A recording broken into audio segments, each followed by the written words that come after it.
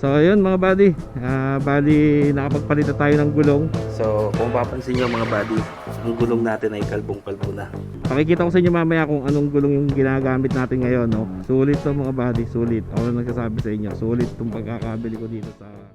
Yo, what's up mga buddy, welcome back to my YouTube channel. It's me again, Motovlog. So kumusta kayong lahat dyan? So ayun mga buddy, bali nakapagpalit na tayo ng gulong. Ayan, pakikita ko sa inyo mamaya kung anong gulong yung ginagamit natin ngayon, no?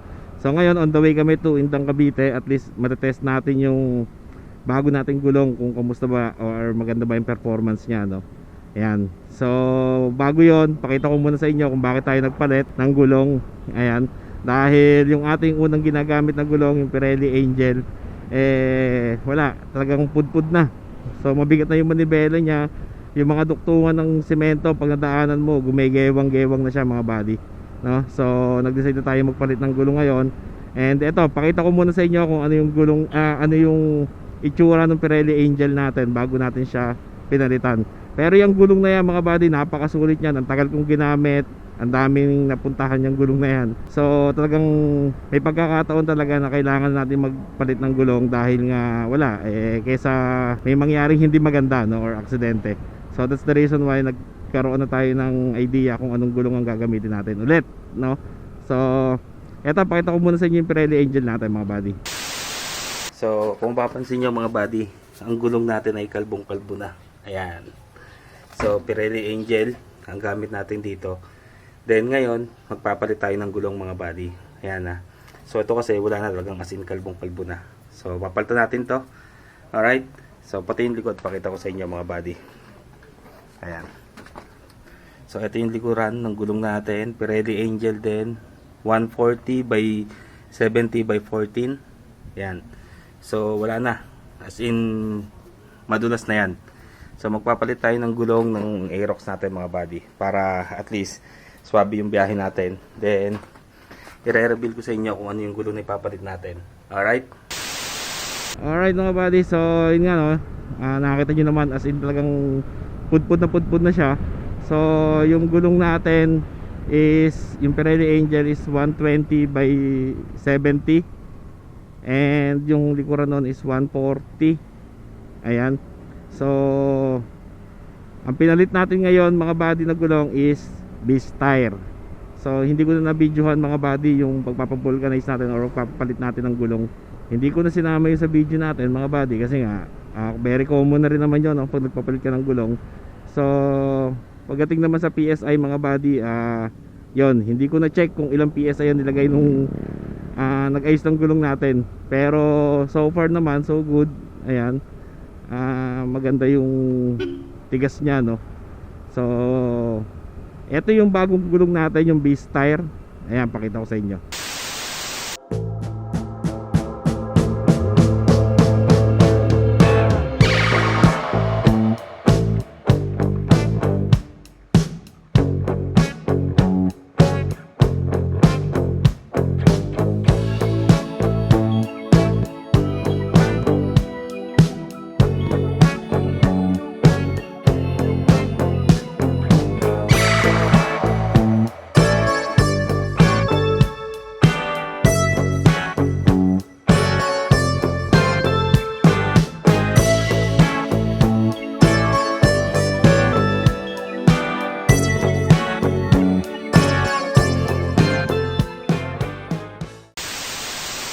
Sana okay ang audio natin mga buddy. Kung medyo nagloloko audio natin, pasensya na kayo mga buddy, at medyo may problema yung ating camera eh. So hindi pa natin napapalitan.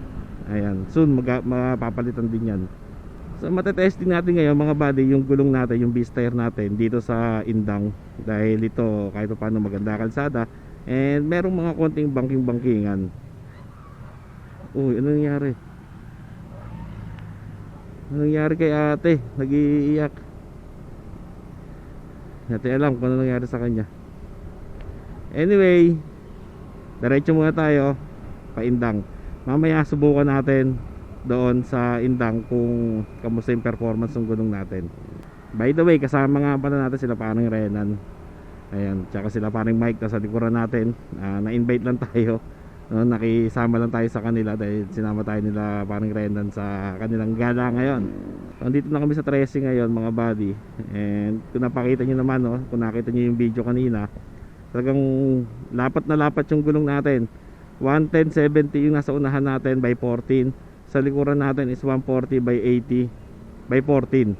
So yung likuran same lang siya sa Pirelli Angel na ginamit natin dati, pero sa harapan naging 110 by 70. Yung dati kasi natin sa Pirelli 120 by 80 yun eh. So ngayon ito medyo lumiit ng konti yung unahan natin, diba? So kung makikita nyo, bilog na bilog, donut na donut yung gulong. So yun mga buddy, base sa experience ko ngayon, no, dito sa beast tire na gamit natin, kahit matigas yung gulong mo, hindi mo mararamdaman mga buddy na matigas yung gulong mo. So malambot din siya, lalo pag sa lubak, no, pag napalubak ka, hindi ganun katigas. So parang ina-absorb ng gulong yung pressure doon sa lubak na nadaanan mo. So yun, maganda yun para sa akin mga buddy, kasi kahit pa paano hindi matagtag. Although may katagtagan din siya, pero hindi sobrang tagtag, no. Hindi kagaya ng ibang gulong na kapag matigas talagang ramdam mo. So hindi tayo makatakbo ng mabilis kasi may kasamang bata sila parang Renan kaya sumusunod lang tayo sa kanila, chill chill lang.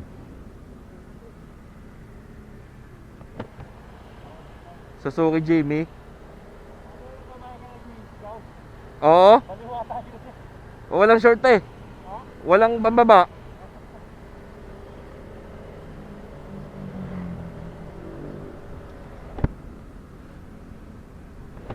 Saan ba tayo? Papuntang bayan? Pabayan ng Indang? Oo. Pakit doon. So yun mga buddy, isa pang nagustuhan ko rin dito sa beast tire mga buddy, makapit siya. Makapit yung gulong na to. Hindi ko lang alam sa basa hindi kasi hindi maumuulan. So hindi ko pa alam sa basa kung makapit pa ba siya or medyo may kadulasan. So hindi pa natin alam yan, pero masusubukan din natin yan.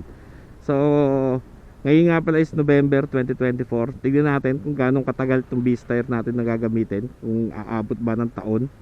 Dahil ewan ko meron kasi ako nakausap na isang joyride rider, no. Beast tire daw yung gamit nila. Ang nangyari 6 months lang daw sa kanya. Pero sa ibang review kasi na nakikita ko mga buddy, wala namang ganun. So hindi ko alam.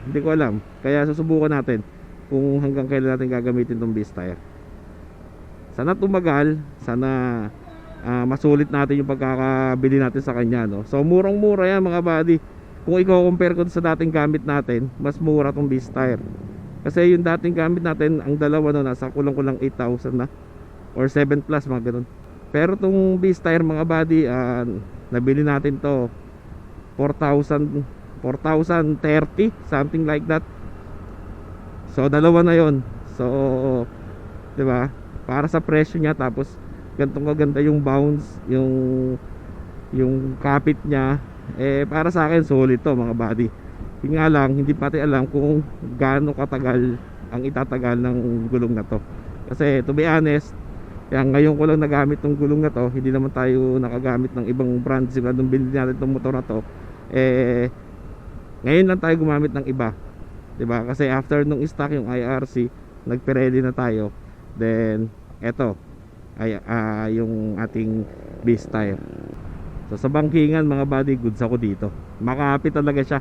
As in, ramdam ko na kumakapit yung gulong natin. And buti na lang nagkaroon ng gantong rides, no. Nasubukan natin yung ating gulong, diba? Ang ganda ng kalsada rito sa Indang. Ang lapad, tapos espalto. Hindi lang tayo makapaspas kasi nga convoy lang tayo kay pare. Then meron tayo sa likuran dalawa. So ngayon lang ulit ako nakapag-vlog, no, ng ganito yung mga rides namin. So hindi na kasi kami nakakabiyahe. Nila ko is Top Arm Moto. So shoutout guys.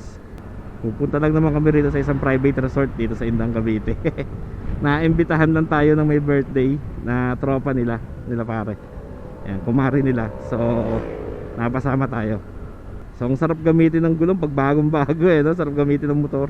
wala, kung di ko papalitan yung ating lumang gulong, eh wala na, mahirap na siyang gamitin, lalo na sa mga ganitong long ride. Actually mga buddy, bago ko binili itong gulong na to, eh syempre nag-search muna tayo and nagtanong-tanong tayo sa mga kaibigan natin na gumagamit itong beast tire. Ayan, syempre Stop Arm Moto, sa kanyang Duke 390 beast tire ang kanyang gulong. Si JL Lagalag sa kanyang Aerox 155 beast tire din ang gulong. So sa YouTube, siyempre nanonood tayo ng mga reviews, no? Sa Facebook, nag-search tayo kung kamusta ba ang performance ng beast tire. So base rin sa mga nakita ko sa mga reviews na yon, eh goods na goods siya. Kaya napilitan na rin tayong bumili nito dahil ito yung pasok sa budget natin ngayon, 'di ba? Kung budget ang problema mga buddy, syempre humanap tayo ng isang kalidad na gulong na pasok sa budget natin, or mga pyesa na papasok na sa budget natin, di ba? Hindi naman tayo po pwedeng bili lang ng bili ng mga accessories or mga kailangan ng motor natin na wala naman sa budget natin or hindi pasok sa budget natin, di ba? So yun, nakita ko tong beast tire, pasok na pasok sa budget natin, and base sa performance niya ngayon mga buddy, nagamit ko siya ngayon, eh talagang natutuwa ako. Goods siya, goods na goods. Sana lang talaga eh tumagal mga buddy. I think malapit na kami mga buddy sa pupuntahan namin, pero yung pupuntahan daw kasi namin is boundary ng Indang at Naik. So dito yun, dire-diretso lang. Ayan, so ang ganda ng kalsada rito, maluwag, tapos wala ka pang halos kasabay. Sarap bumira dito mga buddy, oh. Kahit yung mga gantong ano mga buddy, yung mga hindi pantay na kalsada kagaya niya, no, yung mga ganyan, hindi siya mahirap gamitin doon. Hindi kagaya nung una natin na kalbo na or pudpud na, no. So talagang pag napadaan ka sa mga ganon, wala, may sariling direksyon ng manibela mo mga buddy.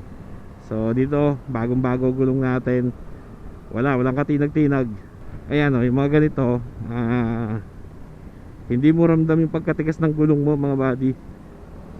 Yung mga maalon-alon na kalsada, hindi mo ramdam na matigas yung gulong mo dahil maganda yung klase ng gulong. Kahit matigas yung hangin niya, eh okay pa din, hindi ganun katagtag. So tingin ko ito yun.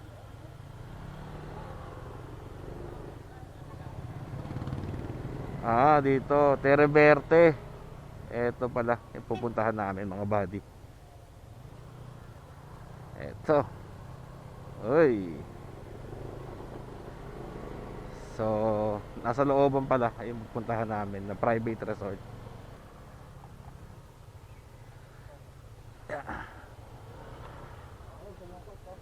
Ha? Saan? So yun, ayun yung gulong natin. So goods na goods mga buddy, yung gulong.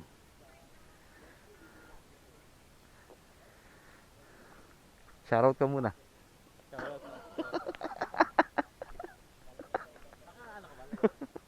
So ayan mga buddy, so nakita nyo naman performance ng gulong natin. So yun, hanggang sa susunod na lang mga buddy. Mag-ayos na kami rito, naimbitahan tayo sa birthday yan, private resort dito sa Indang, Cavite, boundary ng Naik. Alright, so hanggang sa muli mga buddy. Kung mag-i-invest kayo, yung pasok lang sa budget pero good quality. Alright, so hanggang sa muli, always remember, ride safe, keep safe, and God bless. Peace.